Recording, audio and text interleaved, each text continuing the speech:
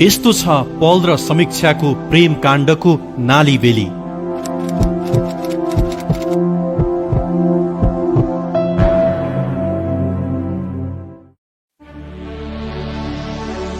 करिब 6 महिना अघि पल शाह र समीक्षा अधिकारी सुर्ती मार्दै गीतको सुटिङका लागि चितवन पुगेका थिए। सुटिङका क्रममा यी दुई जोडी होटलमा सँगै बसेको रहस्य बाहिरिएको छ।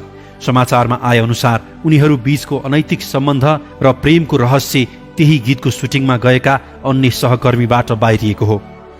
त्यसपछि उनीहरूको प्रेम सम्बन्ध कसरी झाङ्गियो र हालै मात्र समीक्षाले पोस्ट गरेको स्ट्याटसको रहस्य र अब समीक्षाले के गर्दैछिन्, आजको यो भिडियोमा हामी पल र समीक्षाको प्रेम काण्डको यथार्थपरक नालीबेली प्रस्तुत गर्न जाँदैछौँ। त्यसअघि भिडियोलाई एक लाइक गरिदिनुहोला र च्यानलमा नयाँ हुनुहुन्छ भने अहिले नै सब्स्क्राइब गरेर जोडिनुहोला। करिब 2 महिना अघिदेखि समीक्षा र पलको प्रेम प्रकरणबारे कलाकारिता क्षेत्रमा चियो चर्चा सुरु भएको थियो, तर सार्वजनिक चर्चामा आइसकेको थिएन। अब भने यो विषय लुकाएर लुक्ने अवस्था रहेन। उनीहरू दुवैले बोल्न नचाहे पनि वा अस्वीकार गरे पनि एक कान दुई कान हुँदै छ्यापछ्याप्ती भइसकेको छ र अहिले समीक्षाले पोस्ट गरेको स्ट्याटसले पनि अब उनीहरू बीचको सम्बन्ध छताछुल्ल हुने स्थितिमा पुगेको छ। केही समय अघि एक राष्ट्रिय टेलिभिजनबाट प्रसारण हुने फिल्मी कार्यक्रममा उनीहरूको सम्बन्धबारे प्रश्न उठाइएपछि सामाजिक सञ्जाल हुँदै मिडियामा यो विषयले चर्चा पायो। यसमा धेरैले जिज्ञासा व्यक्त गरिरहेका बेला पल र समीक्षाले आफूहरू बीच अनैतिक सम्बन्ध नरहेको भन्दै स्पष्टीकरण दिएका थिए। दर्शकवृन्द, दुवैजना पब्लिक फिगर हुँदा यसबारे सरोकार राखिनु अस्वाभाविक होइन। आखिर के हो त वास्तविकता? हामीले केही खोजी नीति गरेका छौं जुन यथार्थपरक छ। नायक पल शाहले सिनेनगरी भित्र प्ले बोय छवि बनाएका छन्। चलचित्र वा म्युजिक भिडियोमा सहकारी गरेका धेरै महिला कलाकारसँग उनको नाम जोडिएको छ। पछिल्लो पटक उदयमान गायिका समीक्षा अधिकारी उनीसँगको सम्बन्धमा जेलिन पुगिन्।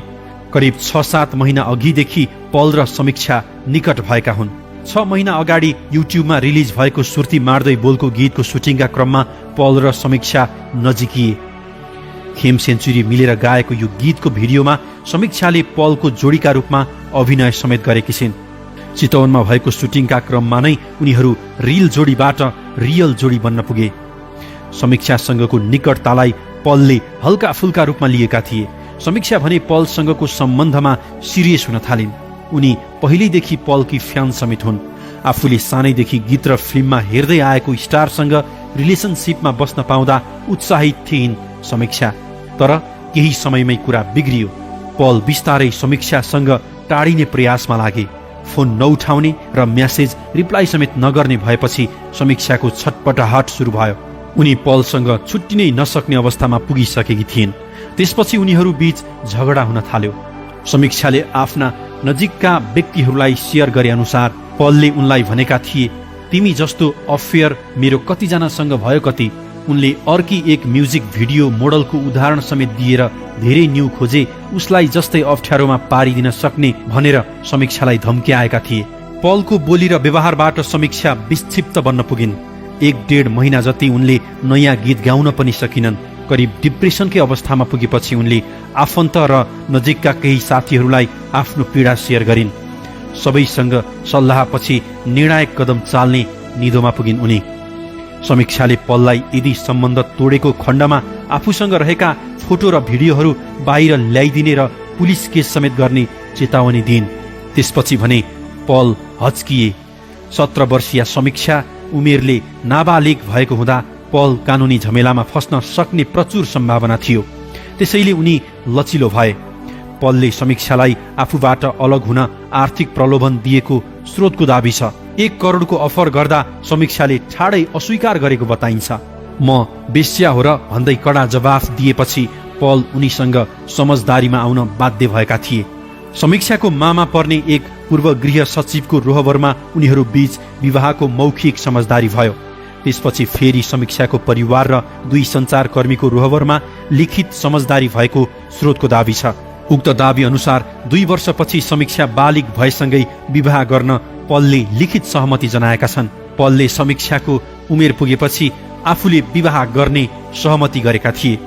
उनीहरूको विषयमा गाईगुई सुरु भएसँगै पल आफै समीक्षासँग बिहे गर्न हतारिएको र उमेर बढाएर नागरिकता बनाउन दबाब दिएको चर्चा पनि छ।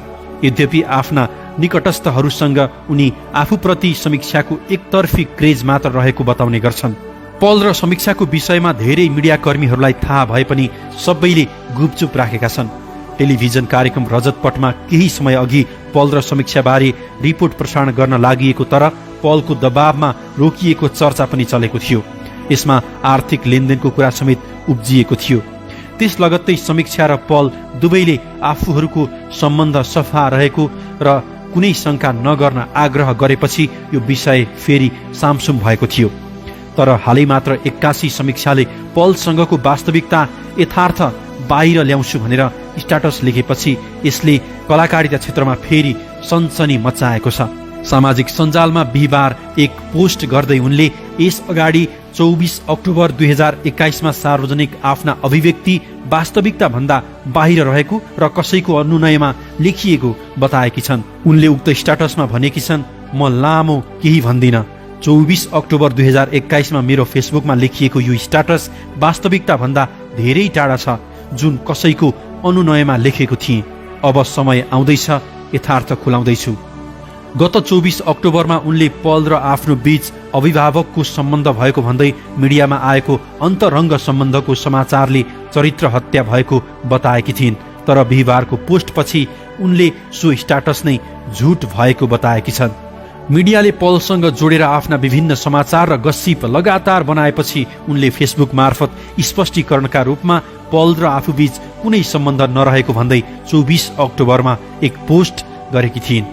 त्यसबेला उनले यस्तो लेखेकी थिइन्, नमस्कार, मलाई समीक्षा अधिकारी बनाउनु हुने मेरा दर्शक सम्पूर्ण श्रोताहरूमा हार्दिक नमन गर्दछु।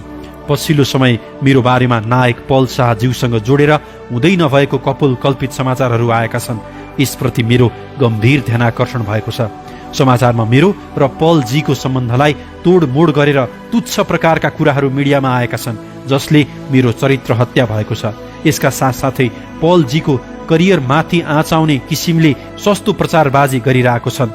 यसो नगर्नु हुन अनुरोध गर्दछु।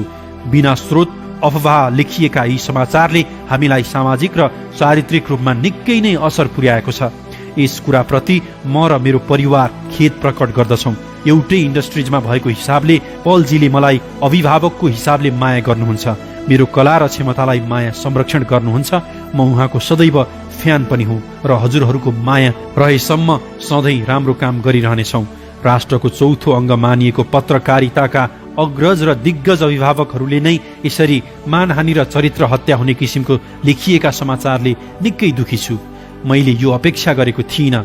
म जे छु जहाँ छु यो सब मेरा भगवान रूपी दर्शक श्रोताको देन हो र हजुरहरूलाई कुनै पनि कुराले निराश गर्न सक्दिनँ र गर्ने छैन। मेरो बारेमा मिडियामा आएका झुटा समाचारहरूप्रति घोर निन्दा गर्दछु र हजुरहरू यसको पछाडि नलाग्नु हुन हार्दिक अनुरोध गर्दछु। अन्त्यमा सम्पूर्ण पत्रकार जीवहरूलाई पनि हार्दिक निवेदन गर्न चाहन्छु, कसैको व्यक्तिगत जीवनमा आँच आउने, मानहानि तथा चरित्रहीन हुने किसिमको समाचार नबनाउनुहोला। सबैलाई धेरै धेरै माया, धन्यवाद। यो स्ट्याटस केही समय अगाडि समीक्षाले पोस्ट गरेकी थिइन्, तर उनले बिहिबार मात्रै आफूले लेखेको यो स्ट्याटस पूर्ण रूपमा झुट भएको र कसैको दबाव र प्रभावमा यो स्ट्याटस लेखेको उनले बताएकी छन्। अहिले समीक्षाले पलसँगको सम्बन्ध सत्य रहेको छनक यो स्ट्याटसबाट दिएकी छिन्। त्यसो त हावा नचली पात हल्लिँदैन भने झैँ यस अगाडि पल र समीक्षाको सम्बन्धको रहस्य अब छताछुल्ल हुने पक्का भएको छ।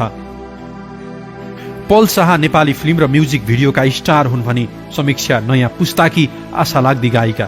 दुवैको उज्यालो करियरलाई यो प्रकरणले असर पार्न सक्ने देखिएको छ।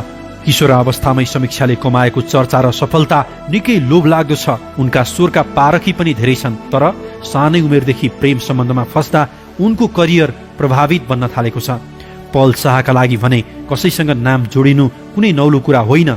यसअघि उनको आँचल शर्मा, मल्लिका महत, गरिमा शर्मा लगायत नायिकासँग निकटता थियो।